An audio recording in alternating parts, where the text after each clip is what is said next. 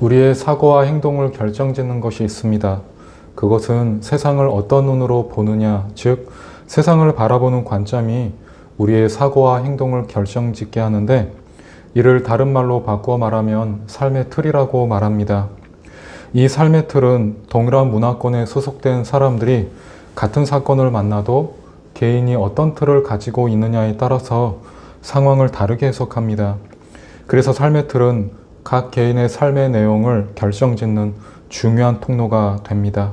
그리고 우리는 생애 가운데 계속 이 삶의 틀을 만들면서 살아가고, 또 틀은 변화를 거듭합니다. 그럼 이 틀을 구성하는 요소가 뭘까요?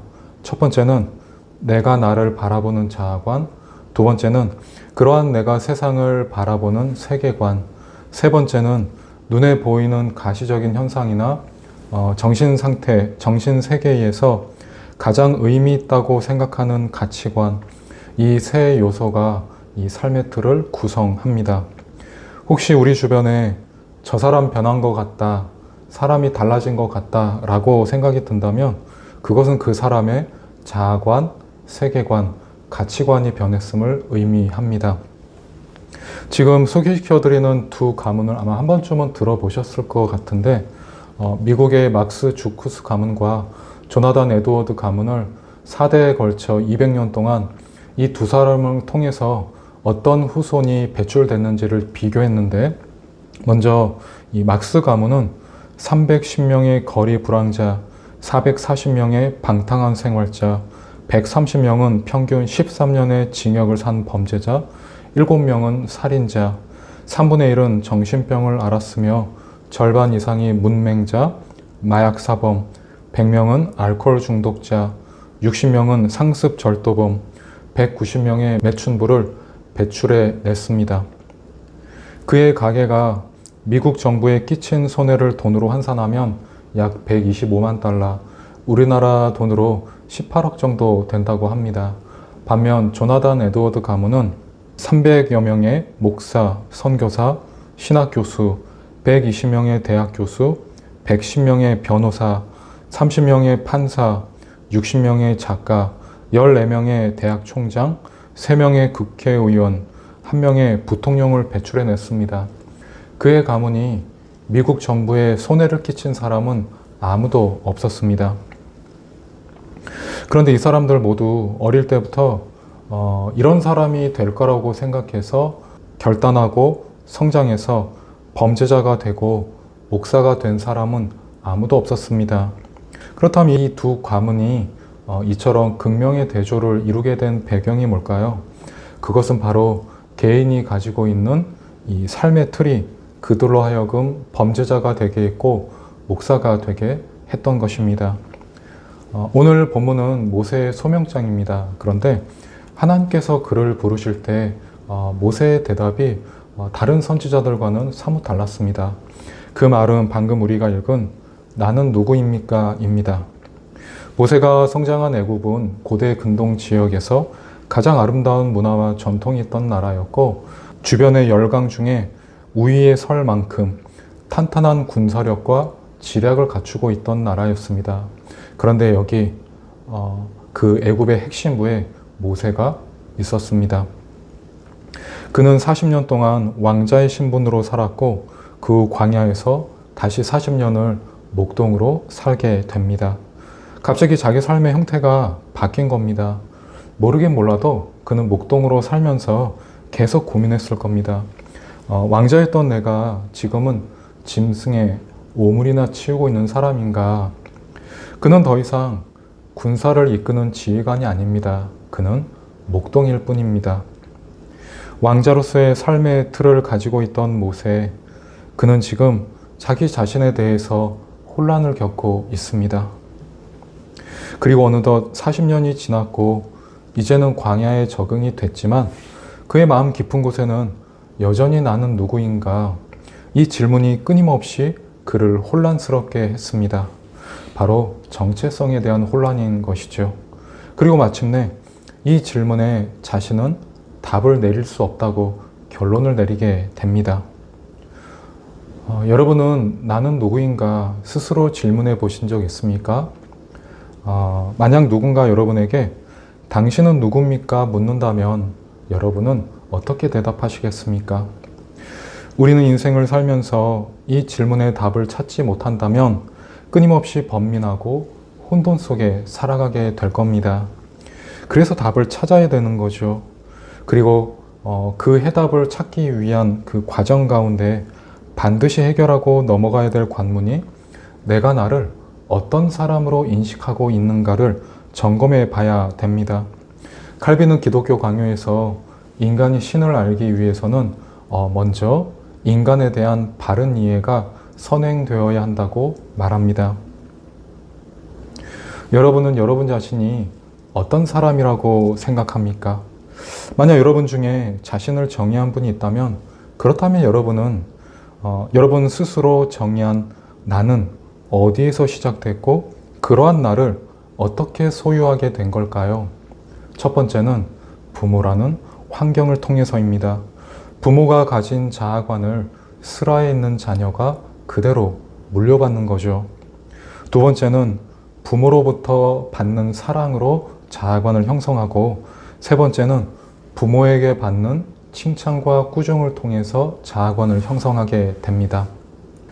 네 번째는 자녀에 대한 부모의 기대가 어떠했는가, 나와 다른 사람을 두고 얼마나 비교를 받으며 살아왔는지, 자라왔는지에 따라 자아관이 형성됩니다. 다섯 번째는 나와 가까이에 있는 사람으로부터 내가 얼마나 가치 있고 유일한 존재로 받아들여졌는지에 따라서 자아관이 형성되고, 여섯 번째는 사람이 나이를 먹으면서 수동성과 의존성을 탈피하게 되는데 그 후 다른 사람의 도움 없이 어떤 일을 이루어냈는가, 즉 성취감을 통해서 자아관을 형성하게 됩니다. 일곱 번째는 일상에서 부모가 보여주는 성격이 어떠했느냐에 따라 아이는 자아관을 형성합니다. 마지막으로 여덟 번째는 지금까지 말씀드린 내용과는 좀 다른 차원의 내용인데 이것은 가장 본질적이고 인간적인 것이라고 말할 수 있습니다. 이것이 제대로 수행되면 그 전에 7개의 사항이 부정적인 영향을 줬어도 건강하게 회복되는데 결정적인 역할을 하게 됩니다. 그것은 바로 영적으로 바른 오리엔테이션, 즉 영적으로 얼마나 올바른 좌표를 갖느냐에 따라 우리는 건강한 자아관을 가질 수 있습니다.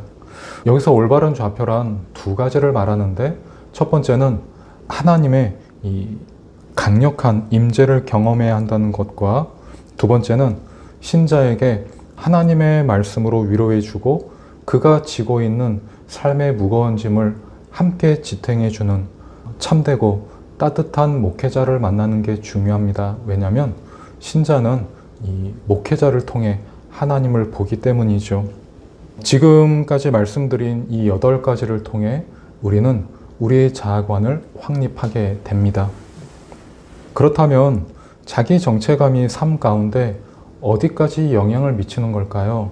먼저 자아관이 건강하지 않으면 인생 전반에 걸쳐서 병든 인생을 살게 되는데, 저와 여러분들의 인생은 선택과 결과의 연속이지 않습니까?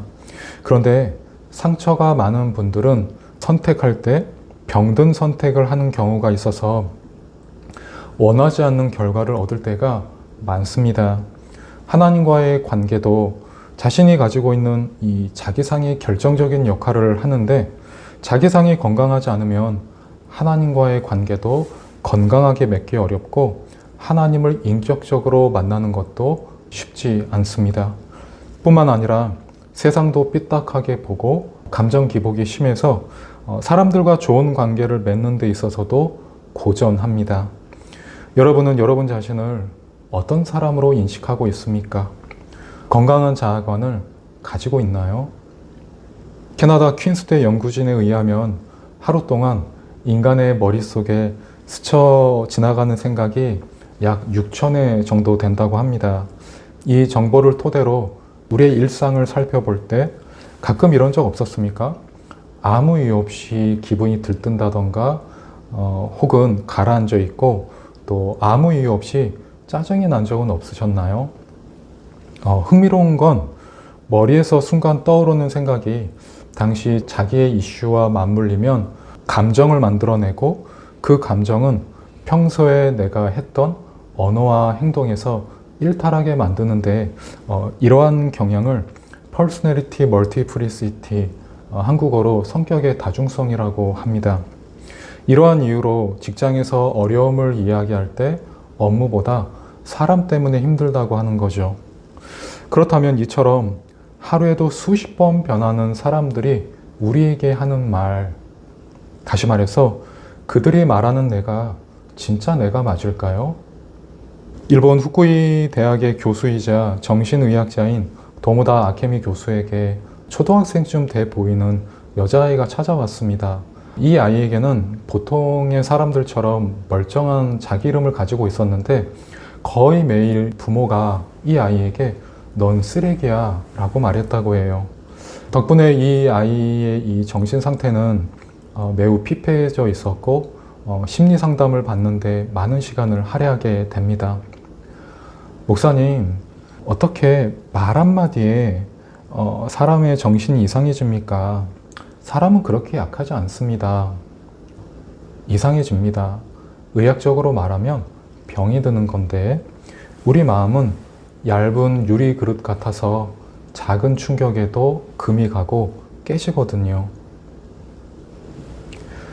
보통 사람이 갓 태어날 때 이 뇌의 무게는 300g 정도 됩니다.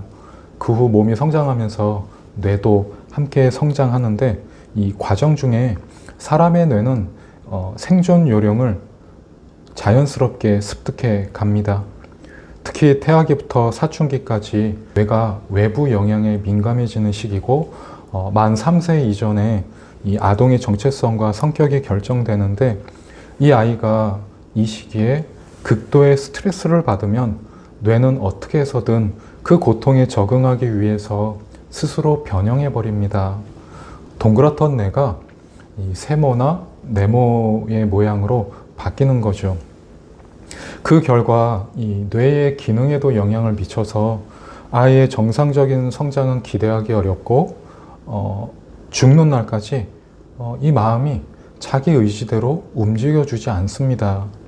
만약 신앙을 가진 분이라면 이 하나님과 공동체를 열심히 섬기고 싶어도 마음과 몸이 생각대로 움직여주지 않을 뿐만 아니라 상처와 우울증, 또 인간관계의 실패 등 전생에 걸쳐서 후유증을 남기게 됩니다. 혹시 지금까지 살아오면서 여러분에게 상처를 주었던 사람한테 당신이 나에 대해서 뭘 아냐고 소리치고 싶은 적 없었나요? 호치키스가 종이를 뚫고 지나가듯 지난날 상처가 가슴에 박혀서 이미 흘러버린 과거인데도 지금도 그 말이 지워지지 않아서 속상해하고 있는 분은 안 계십니까? 이 시간 하나님의 치유와 위로가 함께 하시기를 바랍니다. 사랑하는 여러분, 우리는 완벽하지 않습니다. 그래서 실수도 하고 또 자기의 그 신념에 반하는 행동을 할 때도 있어요.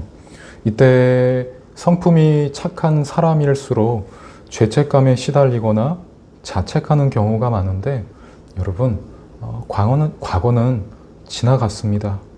지나간 과거가 오늘의 영향을 주지 못하도록 여러분 마음을 지키시기 바라요. 무엇보다 오늘도 나와 함께 일상을 견뎌주고 또 지탱해주고 있는 자신을 격려해주고 보듬어 주시기 바랍니다. 사실 우리는 매일 날아오는 총알이 몸 여기저기 박혀서 피나고 아픈데 이럴 때 같은 편이 돼주지는 못할 망정 네가 그렇지 네가 언제 잘한 적이 있었어? 라며 그렇지 않아도 실수한 것 때문에 또 사람들 때문에 힘든데 그러한 자신을 안아주지 않고 자기가 자기를 더 때립니다. 자기가 자기를 더 학대합니다. 사랑하는 여러분, 여러분이 세상에서 가장 친해져야 되고 또 사랑해줘야 될 대상은 타인이 아니라 여러분 자신입니다. 여러분 자신을 위로해주고 사랑해주세요. 건강한 자기상의 확립과 행복한 신앙생활의 시작은 자기 자신을 사랑하는 것부터 시작됩니다.